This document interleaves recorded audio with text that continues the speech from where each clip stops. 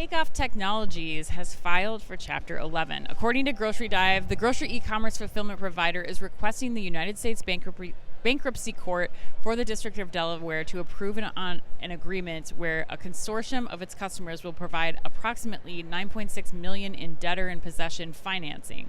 This financing would allow the company to keep operating while it goes through a marketing and sale process, according to the company. Takeoff said that if no viable or qualified bidders buy the company, that consortium of customers may acquire some or all of its business. Founded in 2016, Takeoff Technologies had partnered with various grocery retailers, as many of you will remember, including Wakefern Foods, Albertsons, and Hy-Vee. Chris, yes, this is really sad news. I was really disappointed to hear this. It is a really, really sad day. My heart goes out to Max and Jose and everyone at the Takeoff team for sure, because who knows how this is going to end. But you know, it's also sad for us too because Takeoff was our very first sponsor of this actual podcast, of the OmniTalk Fast 5. So, you know, we wouldn't be here without them either. So I want to thank them for all their support over the years. But, you know, with that said, I think the other thing that's important here is it seems like the idea of automated micro-fulfillment at a localized level has lost some of its luster. Like, you know, Takeoff is struggling. Dematic told us on a podcast, you know, at the beginning of the year that they're no longer focused on it. Heck, you know, even the CFC model from Ocado that Kroger's been using has taken a hit as Kroger shut down its spoke facilities of late. So the whole thing makes me wonder if the whole concept right now is just before its time. You know, like, do we need more advances in automation? Do the costs still need to come down against what are still rising costs of human labor? And at the end of the day, too, does the U.S. market ever really need it?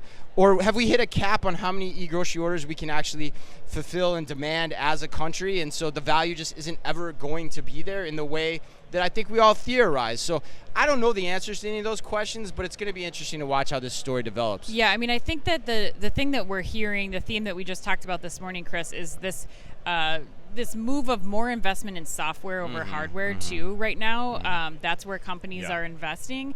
And I think that, you know, it's not necessarily that Takeoff had the wrong idea. I think it's just the initial capital required, the requirement of space and size. I mean, the Sedanos where we went and saw this, like, it was very efficient, but yes, you need 10,000 square feet that's adjacent to the store. In most of these cases that they were testing with Wakefern, with Albertsons and others, and that might just not be the right thing. Kim Beaudry of Dematic, who you talked about, you know, how do you make this more flexible? How do you scale back down on size so that you can really make this solution more flexible and adaptable based on the sizes of those back rooms? Like, the other thing that brings to mind is, like, we were just in Surprise, Arizona, looking at the back rooms of brand new Albertsons stores, brand new Sprout stores. Those back of house spaces are getting smaller and smaller and smaller. And so a 10,000 square foot micro-fulfillment center is you know, not something that is where they're headed at the moment. So I think it's just a bad timing thing too. Like, although we know some back rooms are getting bigger and bigger too. You know, I think your point is more like, you know, it's not a fungible application of technology that can adjust in time necessarily to the extent that it needs to be at this point. I think that's the key takeaway here.